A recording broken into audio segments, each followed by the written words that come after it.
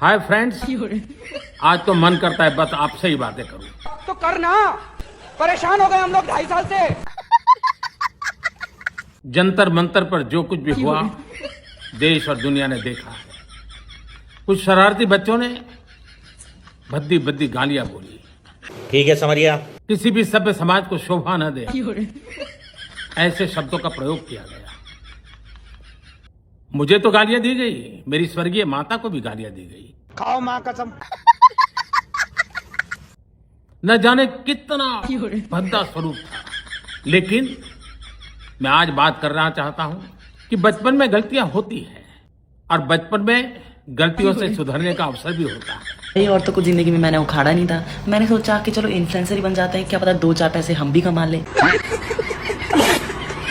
अब भाई 2-4 फॉलोअर हमने बनाए हैं कि मोदी जी ने भी कंटेंट क्रिएशन शुरू कर दिया है। अभी मुझे ऐसा लग रहा है कि मुझे भाई कंटेंट क्रिएशन से लेना पड़ेगा इस्तीफा, क्योंकि भाई अब तो मेरी दाल इसमें गलने से रही।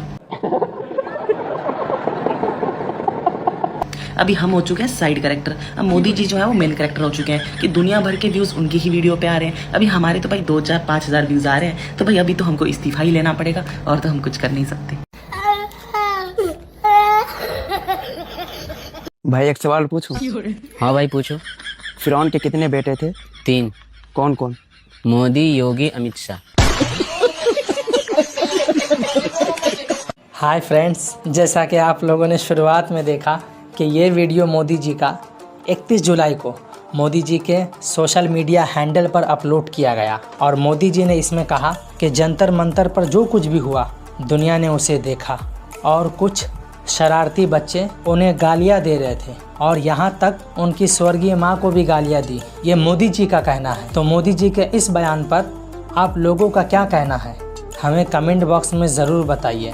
और ये वीडियो केवल इंटरटेनमेंट के पर्पज़ से बनाई गई है। इस वीडियो से किसी के भी दिल को ठेस पहुँचाना नहीं है। और ये वीडियो देखने के बाद इतना हम ज़रूर कहेंगे, आखिरी तक बने रहिए, आप लोगों को बहुत हंसी आएगी इस वीडियो को देखने के बाद। और अगर हंसी आ जाए आपके चेहरे पर तो हमें एक कमेंट करके ज़रूर बता दीजिएगा। तो चलिए वीडियो को शुरू करते हैं। मैं बड़ी जिम्मेदारी के साथ बैठा हूँ, मैं इतिहास का विद्यार्थी हूँ। अच्छा, आप इतिहास के विद्यार्थी हैं? तो इतिहास के बारे में कुछ बताइए। 1960 में सरदार पटेल ने विरोध किया था। ये देखिए, ये हिंदुस्तान के गृह मंत्री हैं और ये खुद को इतिहास का विद्यार्थी बता रहे हैं, लेकिन इनको इतना नहीं पता कि सरदार वल्लभ भाई पटेल की मौत 15 दिसंबर 1950 को ही हो गई थी। तो क्या 1960 में उनकी आत्मा आई थी विरोध करने के लिए? कहाँ से पढ़े हैं आप अमित शाह जी? अच्छा, मोदी यूनिवर्सिटी से, है ना? आपने ब्रिगेडियर रवि किशन जी के बारे में तो सुना ही था ना। अरे वही टॉम क्रूज बिहार के, जिनको देश का बुलावा आया था देश की सेवा के लिए, जिन्होंने रियलिटी शो छोड़ा था बीच। और मुझे देख के तो आपको वैसे भी उनकी याद आई गई होगी। तो मेरा सवाल रवि किशन जी से ये है कि आपको तो रियलिटी शो के बाद देश का बुलावा आया था, तो वो बुलावा में दिख क्यों नहीं था? आप तो reality shows, Indian Idol, movie promotions में बहुत नाच रहे हो। सब क्या देखना पड़ रहा है? अच्छा है मैं अंधा हूँ।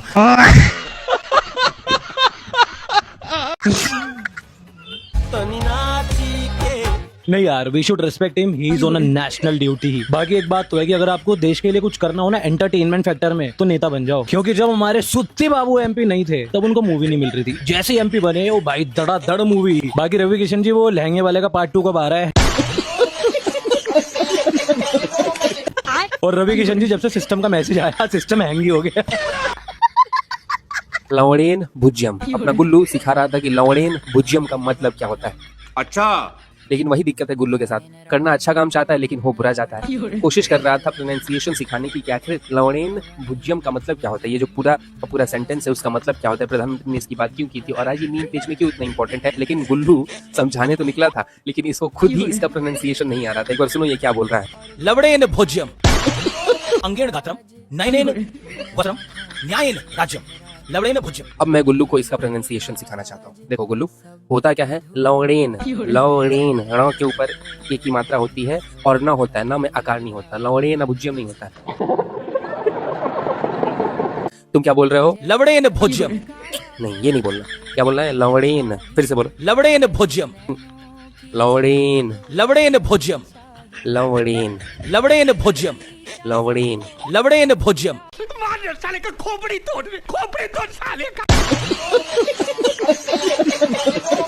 लवणेन भुज्यम नहीं बे लवणेन लवणेन लवणेन भोज्यम लवणेन लवणेन भोज्यम लवणेन लवणेन भोज्यम लवणेन भोज्यम लवणेन भोज्यम। निकल यहाँ से निकल। गुल्लू का तो कुछ नहीं हो सकता, अब ये तो सोशल मीडिया पे ट्रोल होता है लवणेन भुज्यम को लेकर, लेकिन इनके परम पूज्य मोदी जी ने बोला था, गुल्लू जी ने बोल दिया। तुम्हें क्या लगता है कि इतना पैसा खर्च करके पॉडकास्ट माइक लगा के पूरा लाइटिंग वाइटिंग सेट करके लवणेन भी नहीं बोल पा रहा अगर कोई इंसान, तो उसको न्यूज रूम में बैठने देना चाहिए क्या?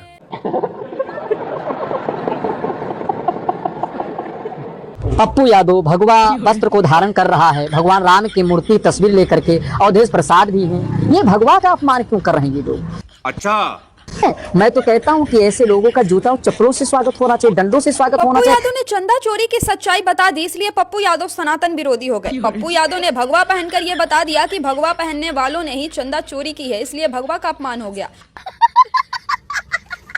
और पप्पू यादव को चप्पल जूतों से पीटना चाहिए, ये कहना है महामंडलेश्वर विष्णुदास का। मैं विष्णुदास जी से बस 3 सवाल पूछूंगी। पहला सवाल कि उन्होंने चंदा चोरी के खिलाफ कितने सवाल उठाए, कितने सवाल उठाए कि चंदा चोरी कैसे हो गई। दूसरा, क्या उनके अंदर इतनी हिम्मत है कि वो सरकार के आंख में आंख डालकर सवाल पूछ सके कि योगी जी आपके रहते हुए राम मंदिर में चंदा चोरी कैसे हुई।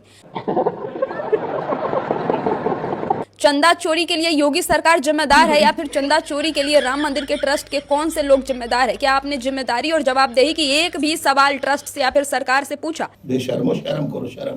क्या आपके अंदर इतनी हिम्मत थी कि आप सवाल करें? तीसरा, महामंडलेश्वर विष्णुदास जी, आप जिस पद पर है उस महामंडलेश्वर के पद का अपमान कर रहे हैं, क्योंकि आपके रामलला की वो रामलला जिसके लिए न जाने कितने कार सेवकों के खून भी बहे हैं, उस रामलला के मंदिर में डकैती हो जाती है, मंदिर से रामलला की कई सारी वस्तुएं चोरी हो जाती है, चंदा चोरी हो जाती है।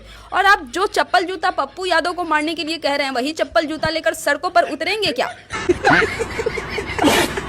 चंदा चोरों के खिलाफ चंदा चोरे के पोस्टर पर ऐसे चप्पल मारिए, सरकार को चप्पल से मारिए जिसके सरकार में रामलला की संपत्ति लूट गई। क्या फायदा इस सरकार का कि अगर वो रामलला की संपत्ति की हिफाजत भी नहीं कर पा रही है? क्या आपके अंदर है इतनी हिम्मत, क्या आपके अंदर है इतना जिगरा कि सरकार से सवाल पूछ सके चंदा चोरी को लेकर? ये बड़ी अच्छी बात कही आप। पप्पू यादव ने सच्चाई दिखा दी तो मिर्ची लग गई। महामंडलेश्वर जी, अपने पद का अपमान करना छोड़िए या फिर अपने महामंडलेश्वर पद की थोड़ी सी तो गरिमा रखिए और सरकार से सवाल कीजिए, जिम्मेदार लोगों से सवाल कीजिए। विपक्ष को चप्पल जूतों से पीटने कहने से कुछ नहीं होगा। विपक्ष सच्चाई दिखा रहा है और विपक्ष का धन्यवाद कहना चाहिए कि उसने चंदा चोरी को एक्सपोज किया, चंदा चोरी की सच्चाई जनता के सामने लाई। सही पकड़े हैं। हमारे घरों में 1 या 2 बच्चा होता है, इनके घरों में कम से कम 20 बच्चे होते हैं मैडम। आदत से ही मजबूर हो गए हैं एकदम। अरे चाची, ये कंप्लेन तुम अपने हस्बैंड को करोगी कि वो रिपोर्टर को बताओगी? रिपोर्टर क्या साथ दे सकता है इसमें तुम्हारा? है? अगर तुम्हारे 2 हैं, उनके 20 हैं, तो तुम चाचा चेंज कर लो, क्या पता तुम्हारे 40 हो जाएं। है, मगर बेचारा वो रिपोर्टर उसमें क्या समर्थन कर सकता है तुम्हारा? वो सिर्फ सोच ही सकता है, वो साथ नहीं दे सकता। ये कंप्लेन आपको आपके हस्बैंड से करनी है, मोहल्ले में बैठ के नहीं करनी। इतने तेजस्वी लोग हैं हमारे पास। कुछ लोग तो ये भी कह रहे हैं कि अपनों का चढ़ावा अपनों ने लूटा, तुम्हें क्यों तकलीफ हो रही है? भाई बिल्कुल सही है, अपने तो अपने ही होते हैं। योगी जी ने कहा है कि कोई रामद्रोही मंदिर में घुस नहीं सकता। सही पकड़े हैं। अच्छा, तो फिर जिसने चोरी की वो कौन था? मेरे ख्याल से समझदार आदमी को इस मामले में चुप ही रहना चाहिए।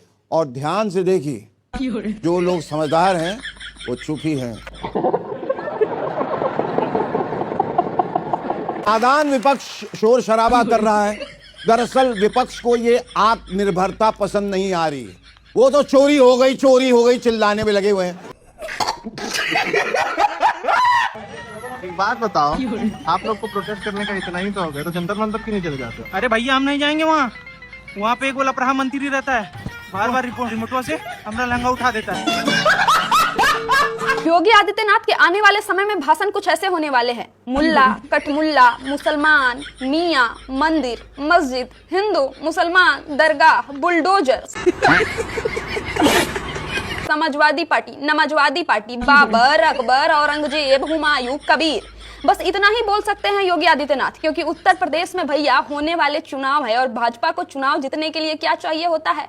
हिंदू मुसलमान को लड़ाना है, मंदिर मस्जिद कराना है, अयोध्या कराना है, बाबरी कराना है, मथुरा कराना है, वृंदावन कराना है, यही तो कराएंगे। यहाँ की इनके चिंटू दल है वो ताजमहल में तेजो शिव पता नहीं कौन सा मंदिर ढूंढने घुस जाएंगे, कहीं कुछ और कहेंगे, यहाँ इस मजार पर बुलडोजर चलाया जाएगा, वहां उस दरगाह पर बुलडोजर चलाया जाएगा, मुसलमानों को लेकर खुलेआम गालियां दी जाएगी और ऐसे ही चुनाव जीतने की पूरी तैयारी की जाएगी और जो रहा कहा कसर रह जाएगा ना, वो चुनाव आयोग पीछे से पूरा कर देगा। बात तो सही है। तो आने वाले समय में योगी आदित्यनाथ का क्या स्क्रिप्ट होने वाला है, स्क्रिप्ट मैंने बता दिया। अब उनके जितने भी भाषण होंगे सब सुनते जाइएगा, यही 4-5 आपको शब्द मिलेंगे, मुल्ला कटमुल्ला, मंदिर मस्जिद, हिंदू मुसलमान, मजार, दरगाह, बुलडोजर। भाई मेरे कहने से एक बार ये वीडियो देख लो जो मनोज तिवारी की वीडियो है। भाई मेरी तो हंसी रुक नहीं रही, एक बार आपकी भी हंसी नहीं रुकेगी, एक बार ये वीडियो जरूर देख लेना। आइए देखते हैं, मजा आएगा। आते वहाँ 3-4 चेयर तक इन्होंने पूरा घेर लिया, तब प्रधानमंत्री जी को रुकना पड़ा होगा, क्योंकि हम तो प्रधानमंत्री जी को नहीं देखे, लेकिन हम तो उनको सुनने के लिए तैयार बैठे थे। तो उनका पूरा और जो उनके हाव भाव है वो पूरा मारा पीटी वाले हाव भाव थे। भाई हमला कर सकते थे एग्जैक्टली, रुक से आए थे। आज पप्पू यादव ने जिस तरीके से सदन के अंदर भगवा वस्त्र का प्रयोग कर ये दिखाया कि किस तरीके से राम मंदिर में चंदा चोरी हुआ है, अब भाजपा के अंधभक्त ये कह रहे हैं कि उससे हमारी आस्था को ठेस पहुंची है। तो मैं भाजपा के अंधभक्तों से पूछना चाहता हूं कि जब प्रधानमंत्री भगवान को पतंग बना के उड़ाते हैं तब आपकी भावनाएं आहत नहीं होती? जब भाजपा के नेताओं के स्वागत के लिए हनुमान जी से नृत्य कराया जाता है तब आपकी भावनाएं आहत नहीं होती? क्या बात है सर, क्या बात है सर। जब गाय को राष्ट्रीय पशु घोषित नहीं किया जाता तब आपकी भावनाएं आहत नहीं होती? अगर किसी हिंदू बेटी के साथ बलात्कार होता है और वो बलात्कार करने वाला भाजपा का नेता होता है तब आपकी भावनाएं आहत नहीं होती? लेकिन आपकी भावनाएं अब आहत हो रही हैं। इसका मतलब ये है कि आप राम भक्त नहीं, आप भाजपा के अंधभक्त हैं। ये जो बड़े बड़े सेलिब्रिटीज रोना रो रहे हैं कि 75 साल के बुजुर्ग को ऐसी बातें शोभा नहीं देती हैं, तो मैं उनसे पूछना चाहती हूँ कि जब 75 साल का बुजुर्ग ही रैलियों में भाषण में ये सब ज्ञान बांट रहा था तब तुम कहाँ सोई थी?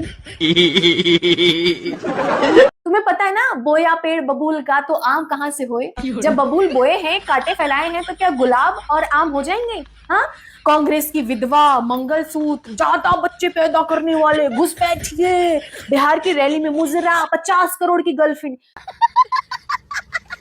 ये सब 75 साल का बुजुर्ग ही बोल रहा था। और बाय द वे तुम्हारे लिए खुशखबरी बता दूं, इस 75 साल के बुजुर्ग को जिस लोगों ने क्रिटिसाइज किया था, कुछ थोड़ा बहुत गालियां जो कि नहीं देनी चाहिए लेकिन फिर भी दी थी, अब उसकी सफाई अभियान चल रही है। बात तो सही है। ट्विटर को बोल दिया गया है कि जितने भी लोगों ने मोदी के खिलाफ जो भी चीजें बोली हैं उनका डेटा दो और उनके ऊपर अब दिल्ली पुलिस FIR करेगी। तुमसे ज्यादा चिंता मोदी जी को है, तो फालतू में चिंता कर रहे हो, खाली चरण वंदना करो। बात कर रहे हो 75 साल के बुजुर्ग है, ये बुजुर्ग होता है वो 2 रोटी की चिंता करता है। एक बात तो मैं कहना ही भूल गई, जब ये 75 साल का बुजुर्ग एक शहीद दिवंगत आत्मा यानी नेहरू जी को दिन रात 24 घंटे 7 दिन कोसता रहता है, इसकी पूरी पार्टी, IT सेल, जितने भी अंधभक्त हैं, जितने भी RSS, बजरंग दल, BHP, कोई भी हो, सब कोसते रहते हैं, तब तुम्हारी भावनाएं आहत नहीं होती हैं? नहीं। असम का भी जो क्रिटिकल कंडीशन चल रहा है बाढ़ को लेकर, इसका जिम्मेवारी कौन लेगा? नहीं तुम बताओ कौन लेगा? जब वोटिंग चल रहा था तो बहुत लंबा फेंके थे कि हमको एक बार मौका दे दो, हम असम को बाढ़ मुक्त कर देंगे। सही पकड़े हैं। जब तुमको पता है कि असम बाढ़ को लेकर बहुत सेंसिटिव एरिया है, फिर भी तुमको नहीं समझ में आ रहा था कि हम पहले से तैयारी करके रखें, वहां ये घटना घटता रहता है।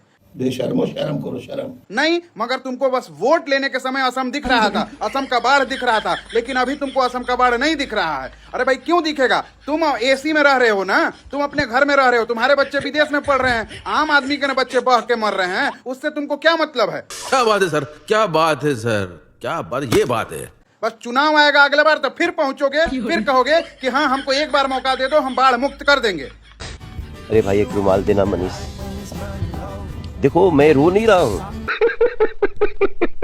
मेरे घर के पास एक दादी रहती हैं, वो आज कुछ गा रही थी, मैंने ध्यान से सुना तो वो गा रही थी कि झोलावा उठा के चल जाए हो फकीरावा, हमनी के लइकन के जियदा हो चोरावा,